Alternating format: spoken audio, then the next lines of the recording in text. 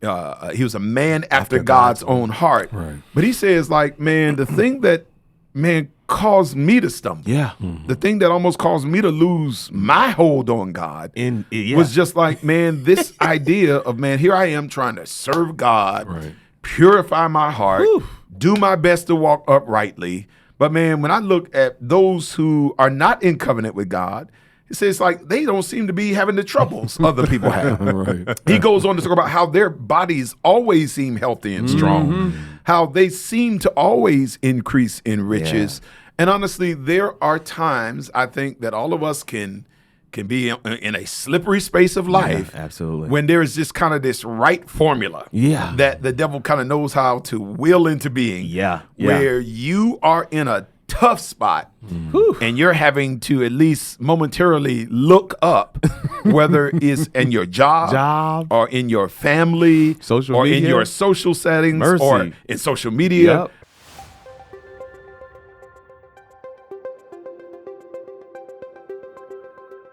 Life can be fast-paced, strenuous, and flat-out overwhelming. Life transitions and taboo topics can make it hard to catch your breath. Welcome to Breathe, a podcast that enables you to slow down, get your bearings, and engage in real conversations where no topic is off limits. Breathe is presented by Breath of Life, hosted by David Person and speaker-director Pastor Debleaire Snell. What's happening, y'all? Welcome to Breathe. Hey. Here with the pastors. Let's go. Snell, Nugent. Let's go. I'm David Person. We in the house. We are here, and we're glad that you are here with us on another Monday. Yeah, another Monday. Another Monday, or whatever day you're watching, but you know it drops on Monday. So we expect that a lot of you all kind of check it out. Right on Right. You know, Now, listen, I do want to encourage you to check it out on Monday. Check it out on Monday. When the bread first comes out of the oven, that's when you want to get it. Right. But then Get it breathe, while it's hot. But breathe is good, so it's like leftovers. Sometimes it's better the next day. So, you know, like that pizza, however that you do cold it, pizza. that's it. Cold pizza. And then you got those who have to watch it multiple times. That's true. You know? That's So right. That's good That's too. also good. Stick it in the microwave again. Warm That's it back all right. up. That's I like right. that. Come for a second help. That's right. Second helping. Oh man, that's good. So we're glad you're with us. As we told you last week, today we are talking about unbelievers who prosper. Right. And of course the implication there is that sometimes we as believers may not feel like we're prospering, or actually may not be prospering. We may not. And we're looking over there and we're seeing Pookie and them looking like they're living high on the hog. High on the hog. What's up with that? How What's are they going on? Because they don't believe and I believe. What is that all about, God? Yeah. So that's what we want to touch that's on what that. we're talking about today. Yeah. And I guess we first have to deal with this reality that sometimes as people who believe, we may not be quite where we want to be, or we may truly be in a moment of really true suffering. Right. And we look around and we wonder why. Especially when we see people who aren't practicing faith or proclaiming faith who are. So if I can share a quick verse with you. Because so we're under this subject, faith drainers. There we go. And we've been talking about the situations, the circumstances, the encounters that tend to drain faith.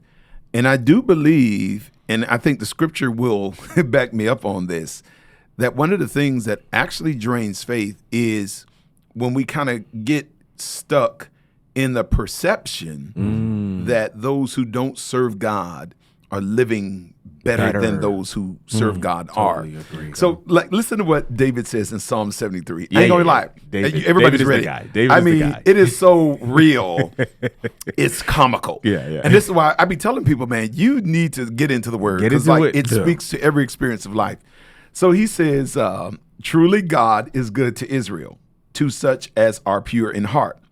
But as for me, he says, my feet almost stumbled. My steps had nearly slipped. Mercy. For I was envious of the boastful. Mercy. When I saw the prosperity of the wicked. He says, for there are no pangs or hurts in their death, but their strength is firm. He says, they are not in trouble, as other men, nor are they plagued like other men. In verse 12, he says, behold, these are the ungodly, who are always at ease. They increase in riches. He says, surely I have cleansed my heart in vain and washed my hands in innocence. Yeah. For all day long I have been plagued and chastened every morning. If I had said this, I will speak thus. Behold, I would have been untrue to the generation of your children. And he says, when I thought of how to understand this, it was too painful for me. Mercy. Wow. And this is Psalm 73. Psalm 73. Look that up again. The patriarch David. And you realize, like, in Jewish lore, it was kind of like, basically, of course, when you look at their heroes. Yeah. It's Abraham. Yeah. David, Moses, and then going so forth. Of course. In terms of their kind of Mount Rushmore figures. But it's funny because, like, he was the man, that is described as having he was a man after God's own heart. Right. But he says, like, man, the thing that, caused me to stumble. Yeah. The thing that almost caused me to lose my hold on God was just like, man, this idea of, here I am trying to serve God, purify my heart, do my best to walk uprightly. But, man, when I look at those who are not in covenant with God, it says, like, they don't seem to be having the troubles other people have. He goes on to talk about how their bodies always seem healthy and strong, how they seem to always increase in riches. And honestly, there are times, I think, that all of us can be in a slippery space of life. Absolutely. When there is just kind of this right formula that the devil kind of knows how to will into being. Where you are in a tough spot and you're having to at least momentarily look up, whether it's in your job or in your family or in your social settings or in social media and just everybody, these folk who are not in covenant or at least that are at least to your knowledge, they're not practicing as a believer, and they just they get into promotions. That one couple is struggling to get pregnant. This is one of the things that Mr. John and I, when we were having losses, it was not when other married couples had kids. It's just like when you saw these little teenagers just having baby after baby and didn't even want them. You see what I'm saying? It's just like, yo, what's happening here, Jehovah? Mercy. And so I just think that is one of those things that I think we all, let's just be real, we get caught slipping. And staring. And I just think that there is a toll over time that makes you just be like, man, it'd be better for me. It just feels like it doesn't pay to serve the Lord. Mercy. It's a perception, though. It is a perception. It's a perception. And it's definitely a faith drainer for sure. Because when you look at your own life, you're privy to all the details. You're even in the scenarios and situations that I may have found myself looking at others like, dang, things are going well for them. There are still yet somebody who could look at me and say the exact same thing. Because they don't have the same details about me. The old adage says, I was complaining about the fact that I didn't have any shoes until I saw a man who didn't have any feet. Right? And then the man who didn't have any feet was probably looking at me like, brother, you doing good. But I didn't have any shoes. And for me, that was the complaint. For me, it was like, well, I don't have any shoes. And all these other people out here, they got shoes. So, but doesn't it, though, I think it does lend itself, though, to sort of addressing maybe what might be, in a sense, the elephant in the room. Absolutely. Brothers, which is that because we are believers, we do have the expectation of a better life. We do. And we have this expectation that includes prosperity. Here and now. Right, here and now. Maybe not, we may not expect to be Bill Gates or somebody like that. But we certainly don't expect to be the person that's pushing a cart in the street or the person who is suffering, in a really dramatic, inordinate way, right? Wow. So, I think it is really important. So I think, help me to say this correctly, Lord. So I think the life of a believer is going to be prosperous, but I think the life of a believer is going to also mirror the experiences of an unbeliever. So remember, and Jesus said in Matthew 5:44 and verse 45, well, he says, you know what? I'm going to cause the sun to rise on the evil and the good. Yeah.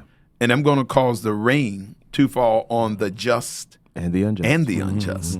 So I just think that in the course of a life's experience, everything, not want to say everything, but many of the things that unbelievers experience are the same things believers are going to experience, because those things are not parsed out based upon belief and unbelief. It's just a human experience. And so like every human, like, the Bible even talks about how these bodies, the Bible, really refers to our bodies as perishable. Yeah. So at some point, no matter how well I treat this body, it's going to wrinkle. Yeah. It's going to gray. Yeah. It's going to ache. And eventually it's going to die. Yeah. All of us, believing and unbelieving alike, are going to suffer loss. All, believer and unbeliever alike are going to suffer betrayal. Believer and unbeliever alike is going to suffer inequity. Like, these are just human experiences. Absolutely. So that, man, I'm going to get sunshine and I'm going to get rain. But I think the whole idea is just for the believer. It is, so in Matthew 7, Jesus tells this parable. He says, man, there's those people who hear my word. And do it and put it in practice. They're like a wise man who builds his house on a rock. That's right. And when the rain falls and the floods rise and the wind blows, the house stands because it is founded on a rock. But those who hear the word and don't put it into practice, like a foolish man who he doesn't put his money in infrastructure.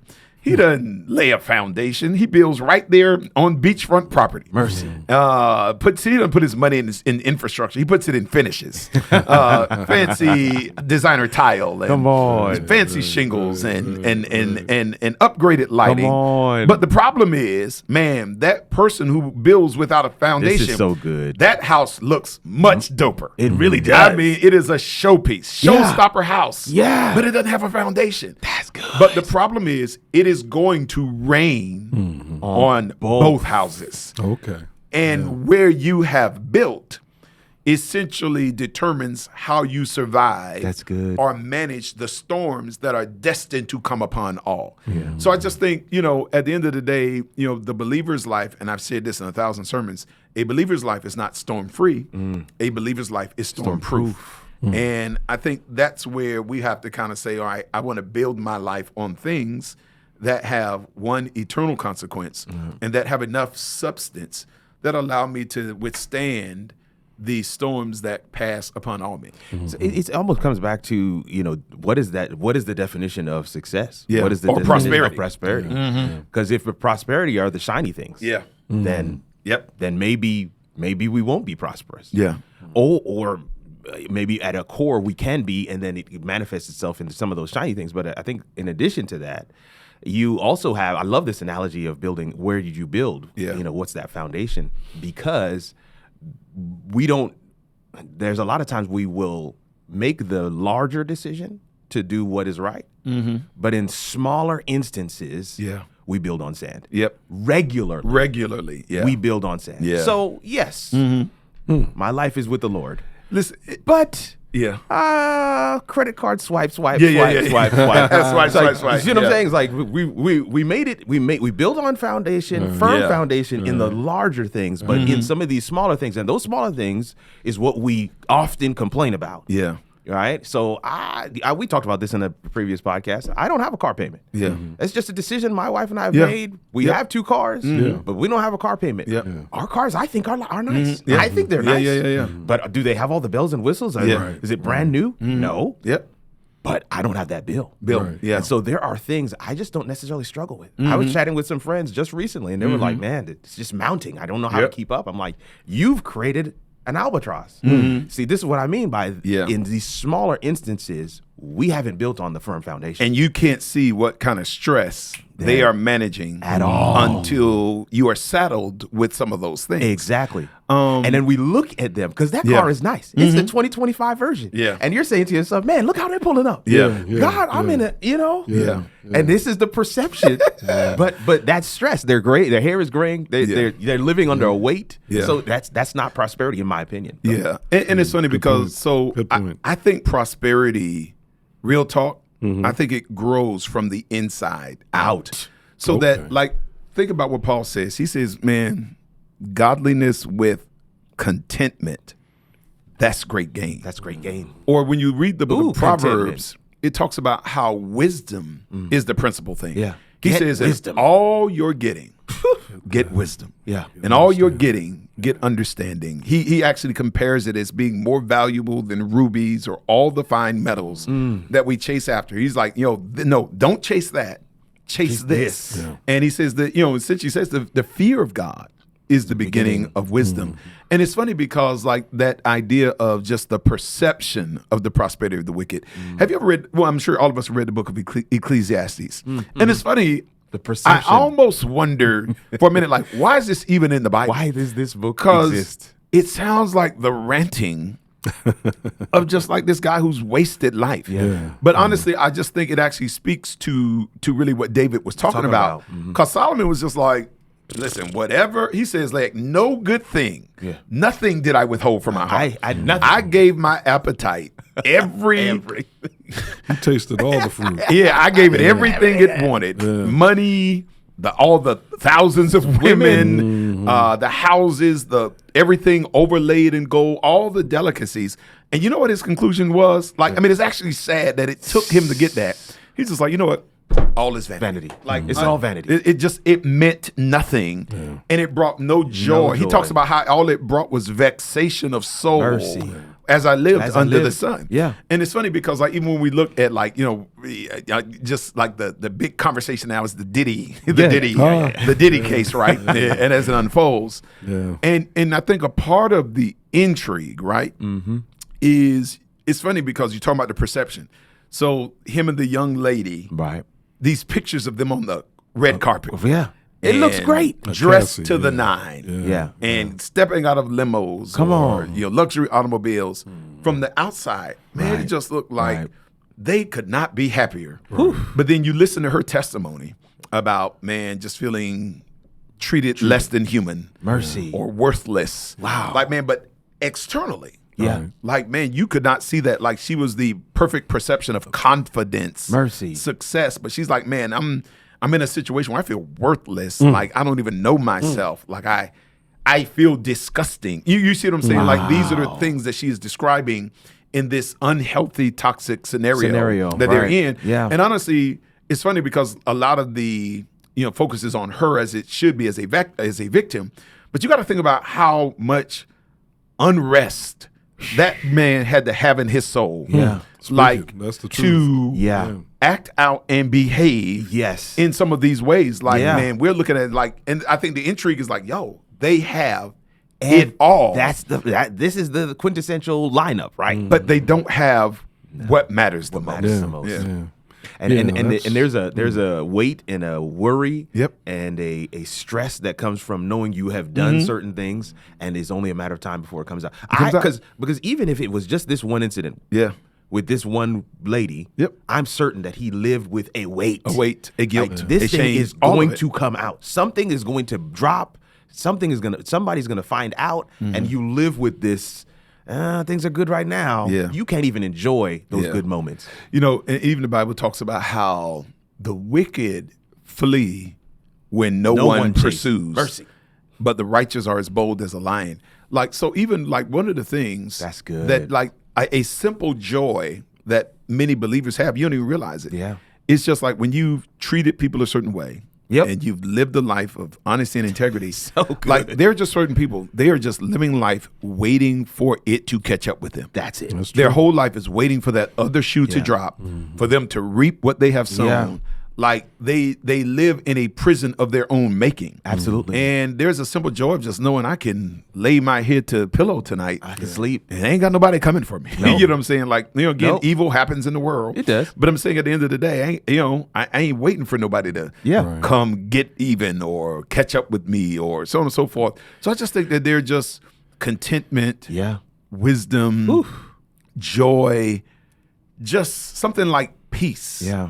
And I just think that at the end of the day, if you are ultimately able to align yourself diligently with your purpose, because like one of the things the Bible does say, man, if you see a man diligent in his work, he'll serve before kings and not before obscure men. My goodness. The Bible says the path of the just is like the shining sun, growing brighter and brighter until that glorious day. But I just think that the prosperity has to start from the inside. Mercy. And as it has matured inwardly, I think it shows up in your day-to-day experiences and circumstances. Go ahead. Well, I was going to say, as we begin to move now towards the end, we've been talking a lot about the challenges and also that facade. So that to be really clear, what we think is prosperity often is not. Is not. Yeah. Not in a real sense. Not in a real sense. But that still doesn't necessarily say that we're not going through something. Yeah. Oh, yeah. So how do we make a distinction between what is a bonafide trial or what is a consequence of our actions, previous actions, or could it be that instead we're really talking about something that is a direct attack from Satan, evil? Man, so direct attack. That's now this is a funny thing. Yeah. You can never really. I don't really think you can know the difference in real time. Yeah. Like when you're going through it, I mean, it just all feels the same. Right. Whether it's a trial or a satanic, when you're in it, you just really don't know. I don't think you really even get that clarity until perhaps the attack has been thwarted or the trial has been completed. Okay.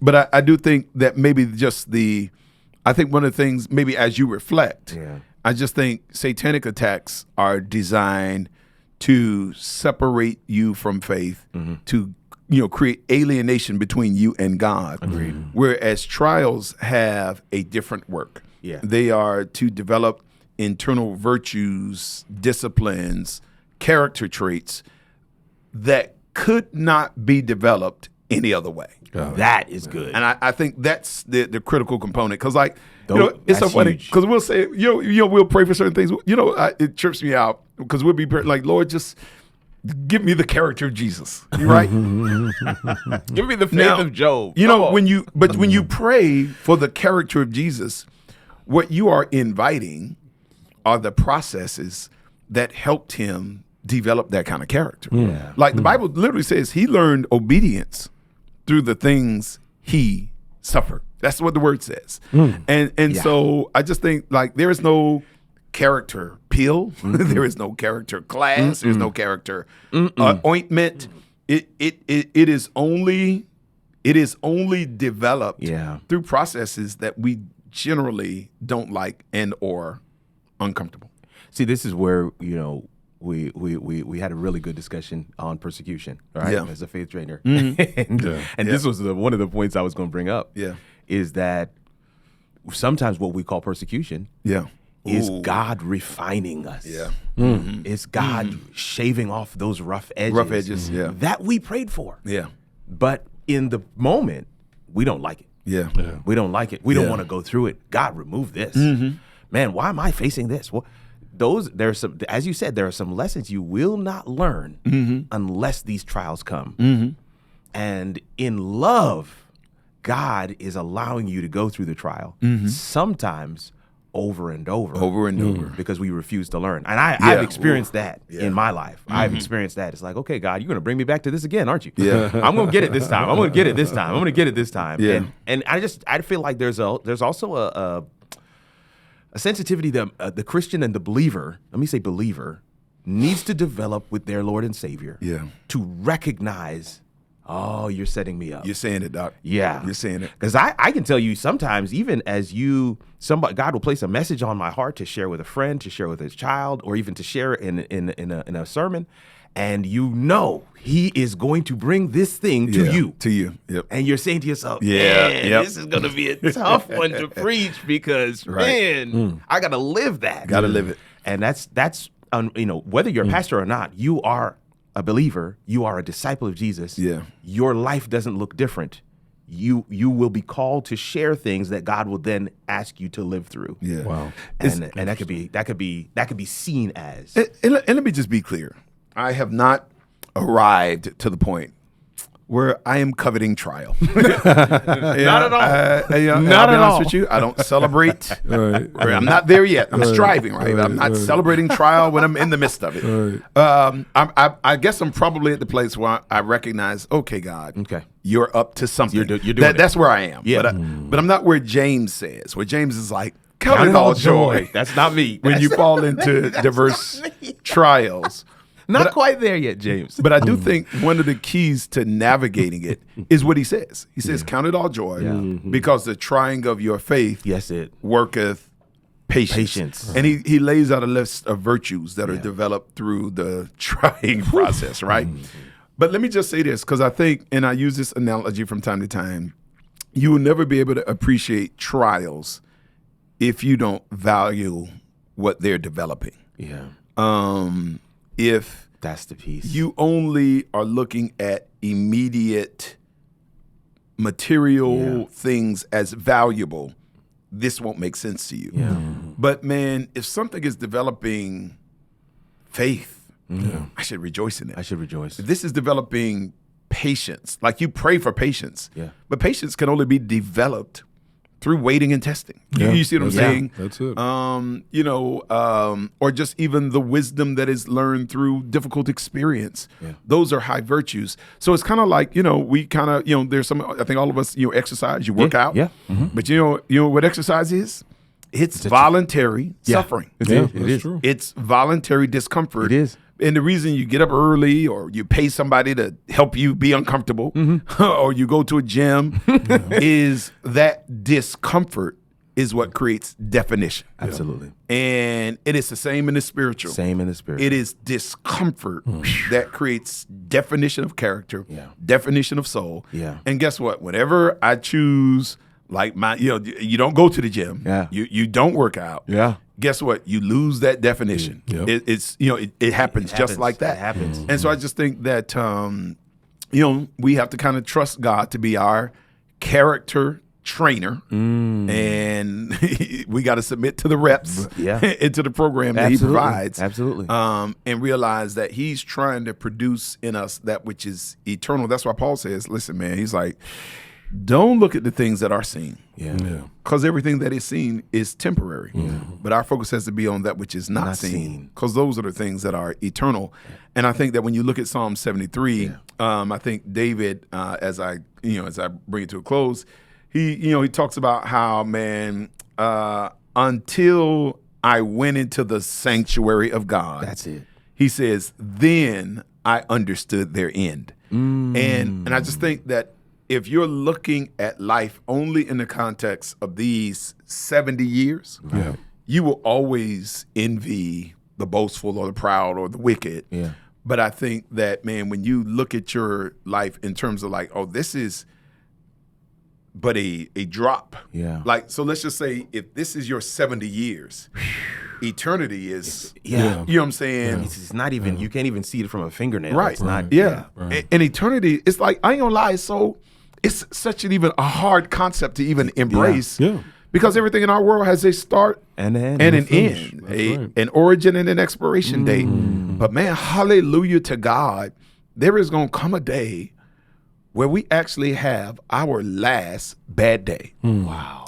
There is going to come a day where you actually cry your last tear. That's good. There's going to come a day where your physical body will no longer know any form of suffering. Where there will never be discord or strife of nations, where lamb lays down with lion and swords are beaten into plowshares. That is the hope of the believer. That's it. And no longer will we be looking through a glass dimly. That's good. But we can see him face to face. And so I just think that, one of the counterbalance to just really looking at the prosperity of the wicked or just those who have yet to know the more excellent way is, man, you got to keep an eye on eternity. Got to keep an eye or on eternity. Your foot will, like David says, it'll slip. Yeah. You know, but I want my feet to be planted on the rock. On the rock. I love that hope that you've left us with. That's gold. And we've been quoting the Apostle Paul a lot today, or Pastor Snell and Pastor Nugent have, but I want to jump in on that as well.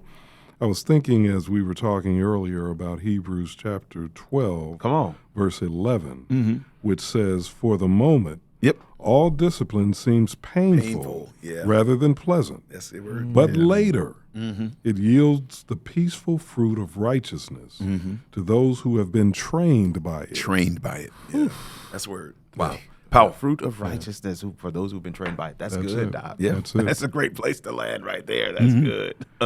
So we have enjoyed our time with each other, and we hope that you have enjoyed being with us today. Absolutely. We want to remind you that if you have any topic, any issue that you think we should be addressing on Breathe, drop it in the comments or shoot us an email or, however you engage with us.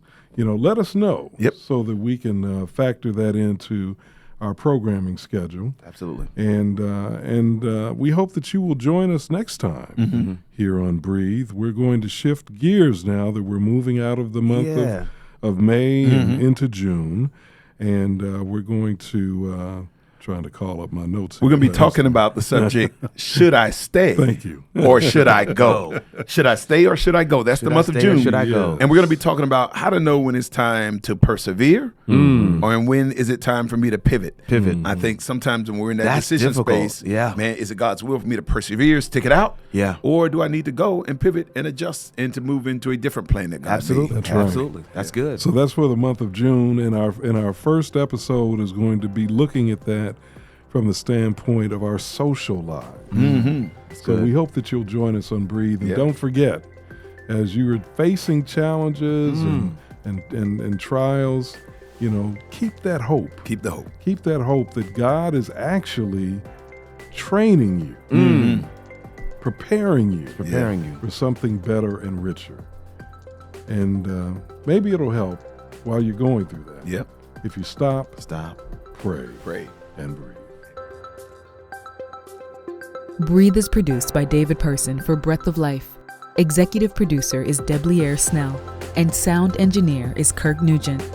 Audio episodes of Breathe can be found on Apple, Spotify, or Google podcast platforms. For video episodes and extra content, check out the Breath of Life YouTube channel. Breath of Life is faith-based content, resources, and programs from a contemporary urban perspective for those looking for hope and guidance. We believe that every breath we take is a testimony that God is consistent, that He loves us, and has a plan for our lives.